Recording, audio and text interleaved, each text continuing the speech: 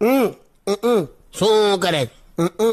કેમ આમ વોશિંગ મશીનમાં કપડાં ધોતો હોય એવું આખું મોડું ચલાવે છે તું? સીતાફળ ખાઉં છું, તમે આપ્યું એ. આવું બધું કરે છે? પણ મોઢામાં આખો પ્રોસેસ ચાલે છે. ઉપરનું ખાવાનું, બીજા એક સાઈડ કરવાના, સખત મોઢાની મહેનત માગી લે એવું ફ્રૂટ છે. પણ તને કોઈ વાતે સંતોષ જ નથી ને? પેલા વર્લ્ડ કપ હારી ગયા એવું જ ચલાવ્યું, હવે તને સીતાફળમાં વાંધો આવે છે? ખરું હારી ગયા યાર. પાછું જો આ તું એનર્જી ટ્રાન્સફોર્મેશન ના કરીશ. એટલે બકવાસ કરવાથી તારું તો મન હલકું થઈ જાય, પણ સાંભળવા વાળાનું માથું ભારી થઈ જાય ને, એને એનર્જી ટ્રાન્સફોર્મેશન કહેવાય, ઉર્જા સ્થળાંતર. પણ 6 વર્લ્ડ કપ જીત્યું ઓસ્ટ્રેલિયા. લા બીઓ ના ઉડાડ ને, મારા શર્ટ પર આવે. એવું કહું છું, 6 વર્લ્ડ કપ જીત્યું ઓસ્ટ્રેલિયા.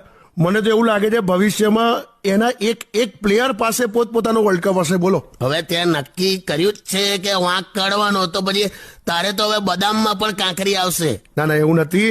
ઇન્ડિયા થ્રુઆઉટ સારું જ રમ્યું છે. હા એમ વિચાર ને. અને તું એ વિચાર, આપણાથી વધારે એ પ્લેયર્સ ને દુઃખ થયું હશે. કરેક્ટ. એ લોકો તો એક રમતને કેરિયર બનાવે છે, તારે તો કેરિયર જ રમત બની ગયું છે. હું ખુશ રહેવાનું યાર. ના કરેક્ટ. આ કળિયુગમાં એક જ વ્યક્તિ ખુશ છે, જેને પોલિટિક્સ અને ક્રિકેટમાં કોઈ રસ નથી, બસ એ જ. શું યાર.